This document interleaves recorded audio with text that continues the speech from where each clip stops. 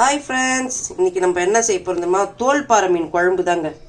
எவ்வளோ ஃப்ரெஷ்ஷாக இருக்கு பாருங்கள். மீன் ஃப்ரெஷ்ஷாக இருக்கா? இந்த மீன் நிறைய பேர் வாங்க மாட்டாங்கங்க. எதுக்குன்னு கேட்டால், இது குழம்பு வச்சோம்னா மிளகாத்தூள் வாசனை வரும்னு சொல்லிட்டு இதை வாங்க மாட்டாங்க. ஆனால் நான் வாங்கி செய்வேன். இந்த மீன் நல்லா தாங்க இருக்கும் குழம்பு வச்சோம்னா. மீன் பார்த்திங்களா எவ்வளோ ஃப்ரெஷ்ஷாக இருக்குது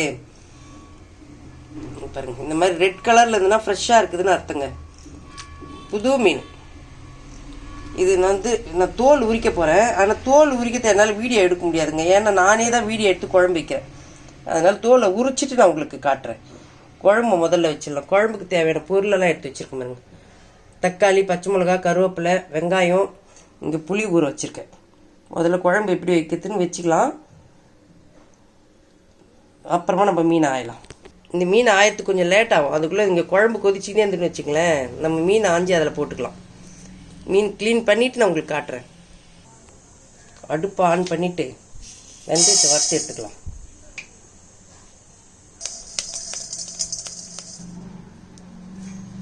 நான் எப்பவுமே மீன் குழம்பு தாங்க வைப்பேன். வெந்தயத்தை வறுத்துக்குவேன்.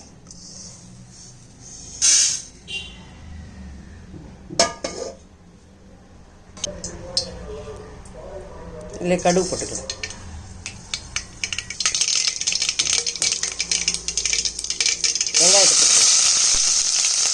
வெங்காயமும் பச்சை மிளகாவும் போட்டுக்கலாம். பச்சை மிளகா முழுசாக தாங்க போட்டிருக்கேன். மீன் குழம்புக்கு மட்டும் வெங்காயம் நல்லா கோல்டு கலரில் வரணும். அப்புறமா தான் தக்காளி போடணும். அப்போ தான் டேஸ்ட்டு வரும். இந்த மாதிரி வெங்காயமும் பச்சை மிளகாவும் நல்லா கோல்டு நிறத்தில் ஆகணுங்க. அப்போ தான் தக்காளி போடணும். அப்போ தான் மீன் குழம்பு டேஸ்ட்டாக இருக்கும். இப்போ தக்காளி போட்டுக்கலாம். தக்காளி, கருவேப்பிலை ரெண்டுமே போட்டுக்கலாம்.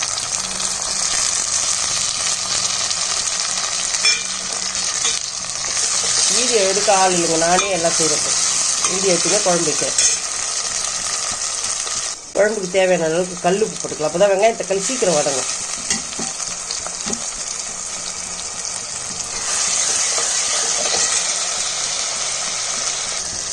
வெங்காயம் தக்காளி நல்லா வதங்கிக்கலாம்.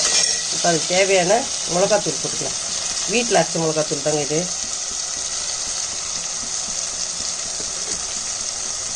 நான் எப்பயுமே எண்ணெயிலே தான் போட்டு வதக்கும் மிளகாத்தூள். ஒரு சிலர் கரைச்சி வைப்பாங்க. கரைச்சி வச்சா எனக்கு இன்னமும் அவ்வளோ பிடிக்கிற மாதிரி இல்லை. அதனால் நான் எண்ணெயிலே போட்டு வதக்கிக்குவேன். அது கூடயே கொஞ்சம் மஞ்சத்தூளும் போட்டுக்கலாம். கொஞ்சோண்டு மஞ்சத்தூள். புளியை நம்ம கரைச்சி வச்சுருக்கோம். இந்த வெங்காயம் தக்காளி எல்லாம் வதங்கி வச்சுட்டிங்களா, அதில் எடுத்து ஊற்றிக்கலாம்.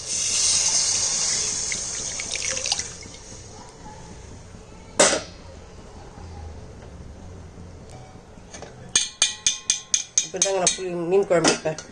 நீங்களாம் எப்படி வைப்பீங்கன்றதை கமெண்ட்டில் சொல்லுங்கள்.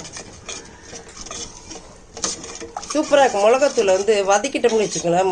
வெங்காயத்தை தக்காளி கூட போட்டு வதக்கிட்டோம்னாவே சூப்பராக இருக்கும் மீன் குழம்பு. இது குழம்பு இங்கே ரெடி ஆகிக்கின்னே இருக்கட்டும்.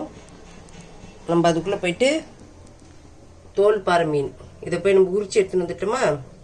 உரிச்சு க்ளீன் பண்ணிட்டு நான் உங்களுக்கு காட்டுறேன். இல்லைங்களா, தோல்பாறை மீனை எவ்வளோ சூப்பராக உரிச்சு எடுத்துட்டோம்.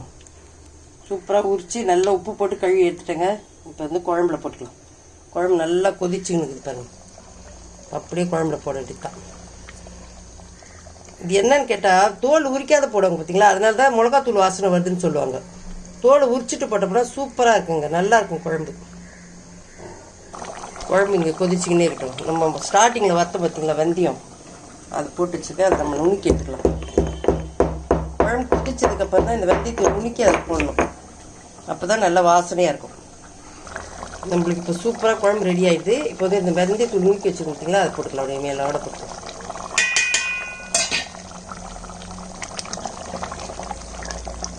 வெந்தயத்தூள் எதுக்கு லாஸ்ட்டில் போடணும், அப்போ தாங்க நல்லா வாசனையாக இருக்கும். அதுக்காக தான் போடுறது. ஒரு சிலர் அப்படியே தாளிப்பாங்க. வெங்காயம் தக்காளி கூட போட்டு தாளிப்பாங்க பார்த்தீங்களா. நான் இப்போ நுணுக்கி தான் செய்வேன். குழம்பு சூப்பராக ரெடி ஆகிடுச்சுங்க. இப்போ கொத்தமல்லி போட்டு, கொத்தமல்லியும் வெந்தயத்தூளும் போட்டு உடனே அப்படியே மூடி வச்சிடணும். நம்ம வச்சு குழம்பு எப்படி இருக்குதுன்னு கமெண்ட்டில் சொல்லுங்கள். பிடிச்சதா லைக் பண்ணுங்கள், ஷேர் பண்ணுங்கள். புதுசாக யாராவது பார்க்குறவங்க தான் சப்ஸ்கிரைப் பண்ணி பாருங்கள். நம்ம வச்சு மீன் குழம்பு எப்படி இருக்குதுன்னு கமெண்ட்டில் சொல்லுங்கள். மூடிக்கலாமா தட்டை போட்டு. Bye friends.